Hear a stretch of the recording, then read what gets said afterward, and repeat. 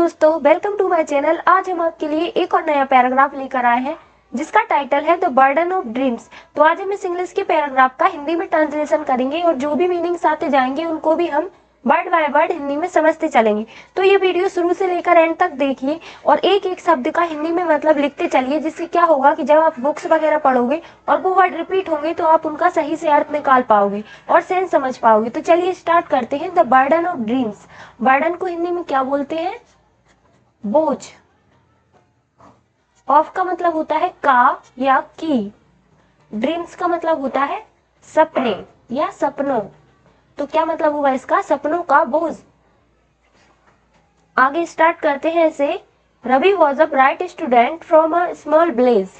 तो रवि वॉज एक का मतलब एक होता है, ब्राइट यानी कि होनहार, एक होनहार, स्टूडेंट यानी कि छात्र।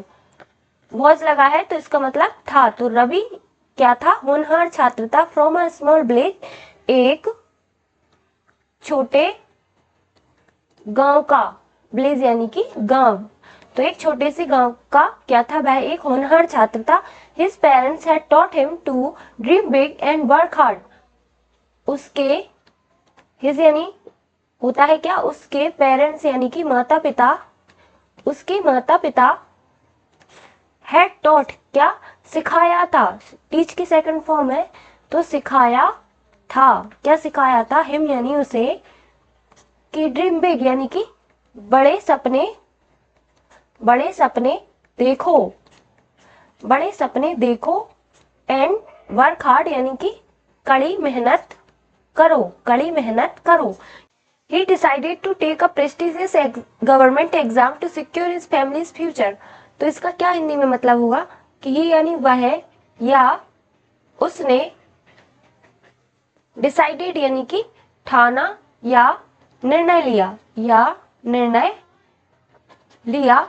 टू टेक, अब यहाँ पर जब स्टूडेंट एग्जाम देने जाता है तो उसके लिए वर्ब टेक का यूज करते हैं, और जब भी कोई शिक्षक एग्जाम सेट करता है तो उसके लिए वर्ब गिव का यूज करते हैं। तो ही डिसाइडेड टू टेक एक प्रेस्टिजियस गवर्नमेंट एग्जाम यानी कि प्रतिष्ठित, प्रतिष्ठित सरकारी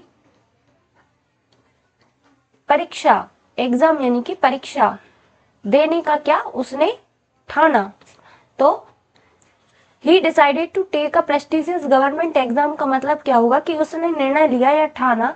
टू टेक यानी कि देने का, एक प्रेस्टिजियस गवर्नमेंट एग्जाम, एक प्रतिष्ठित सरकारी परीक्षा देने की उसने ठानी। किस लिए? टू सिक्योर यानी कि संभालने के लिए या सुरक्षित करने के लिए। सिक्योर का मतलब होता है सुरक्षित करने के लिए। किसका फ्यूचर? His families future. तो अपनी या अपने फैमिली यानी परिवार के भविष्य, फ्यूचर यानी कि भविष्य को सिक्योर करने के लिए उसने क्या सोचा कि वह एक प्रतिष्ठित सरकारी परीक्षा देगा।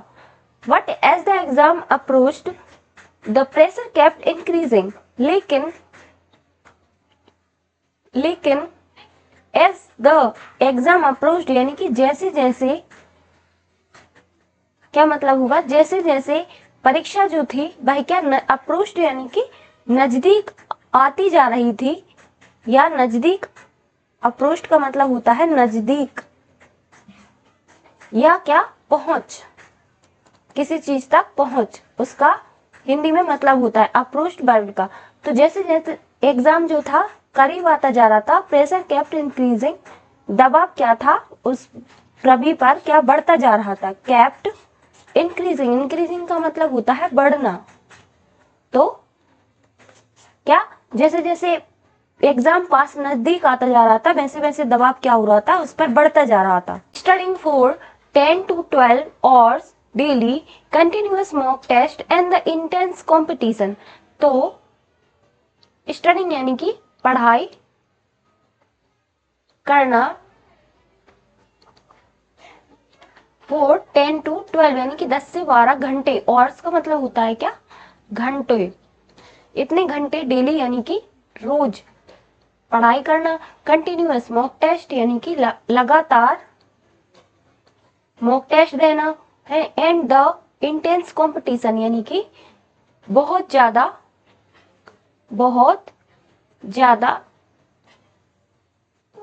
क्या प्रतिस्पर्धा, कंपटीशन यानी कि बहुत ज्यादा प्रतिस्पर्धा होना। रवि स्टार्टेड यानी कि रवि जो था स्टार्टेड फीलिंग मेंटली एग्जॉस्टेड यानी कि मानसिक रूप से क्या थकने लगा। एग्जॉस्टेड यानी कि थकना, तो वह बहुत ज्यादा क्या होने लगा, मानसिक रूप से थकने लगा। स्टार्टेड का मतलब जब ऐसे सेंटेंस होते हैं ये करने लगा वो करने लगा, तब हम उसको स्टार्टेड लगाकर डिनोट करते हैं। तो रवि जो था वह क्या मानसिक रूप से थकने लगा। स्टार्टेड यानी कि लगा, फीलिंग यानी कि महसूस करना, क्या महसूस करना, क्या महसूस करने लगा, मानसिक रूप से थकावट महसूस करने लगा। He felt that if he felt, उसे ऐसा लगने लगा, फेल्ट फील की सेकंड फॉर्म, फेल्ट उसे ऐसा लगने लगा कि यदि ही फेल्ड यानी कि वह असफल, फेल्ड यानी कि असफल होना, तो यदि वह फेल हो जाएगा यानी कि असफल हो जाएगा, ही वुड डिसअपॉइंट एवरीवन, वह सभी को क्या कर देगा, निराश कर देगा। डिसअपॉइंट यानी कि निराश कर देना, निराश करना एवरीवन यानी कि सभी को क्या कर देगा, वह निराश कर देगा। मैनी टाइम्स यानी कि कई बार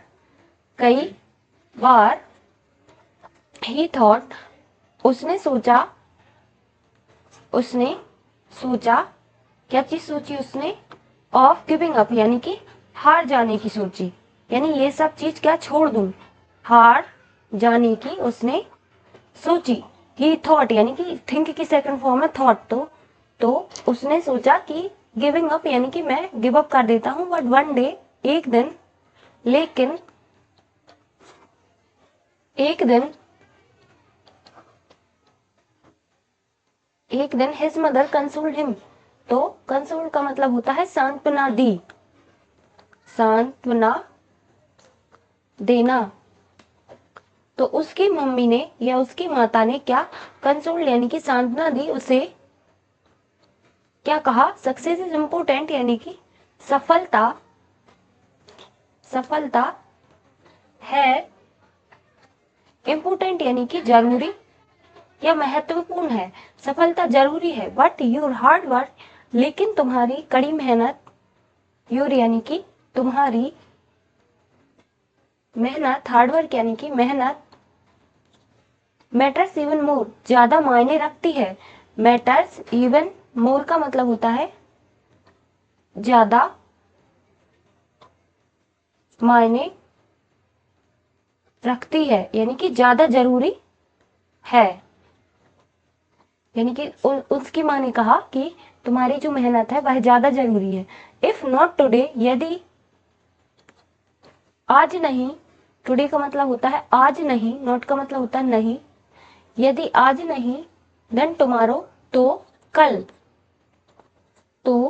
कल सही। यू विल डेफिनेटली सक्सीड, तुम जरूर, यू विल डेफिनेटली यानी कि जरूर क्या सक्सीड यानी कि सफल होगे। फ्यूचर इंडेफिनिट टेंस है विल, तो सक्सीड यानी कि सफल होगे, ऐसा उसकी मम्मी ने या उसकी मदर ने ऐसा कहा कि यू विल डेफिनेटली सक्सीड, तुम जरूर सफल होगे। क्या और क्या, सक्सेस इज इम्पोर्टेंट, सफलता जरूरी है, लेकिन हार्ड वर्क यानी तुम्हारी जो कड़ी मेहनत है वह मैटर्स इवन मोर, ज्यादा मायने रखती है। इफ नॉट टुडे, आज नहीं तो कल सही, यू विल डेफिनेटली सक्सीड, तुम जरूर सफल होगे, ऐसा उसकी मदर ने बोला। Her words filled Ravi with new energy, यानी उनके या उसकी माता के हर वर्ड्स यानी कि ऊपर जो उसकी माँ के लिए यहाँ पर क्या हर का यूज किया, हर वर्ड्स यानी उसके माता के शब्दों ने जो उनकी माता ने कहा, उनकी माता के शब्दों ने फिल्ड रवि यानी भर दिया, किसको? रवि को।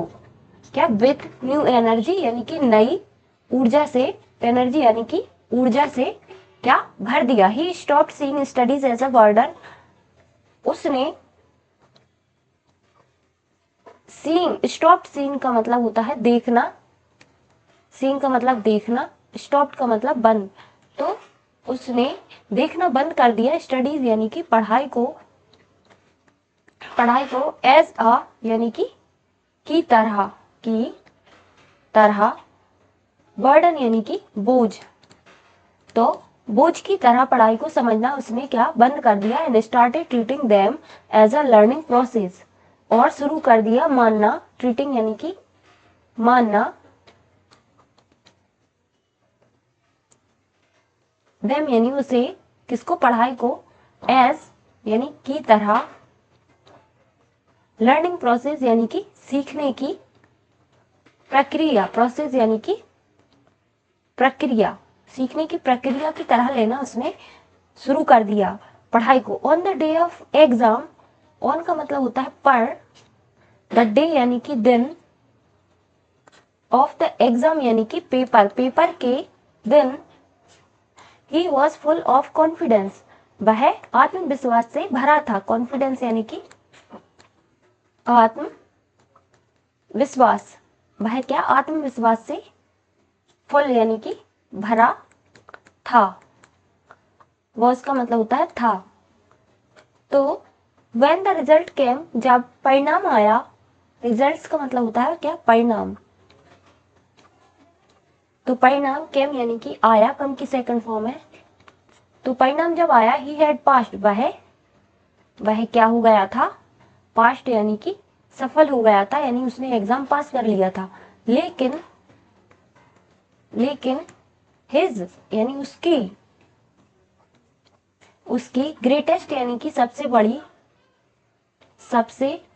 बड़ी या सबसे महान, ग्रेट का मतलब होता है महान, यानी उसकी सबसे महान विक्ट्री यानी जीत, क्या थी वॉज पास्ट का सेंस दे रहा है, तो थी ओवरकमिंग यानी कि काबू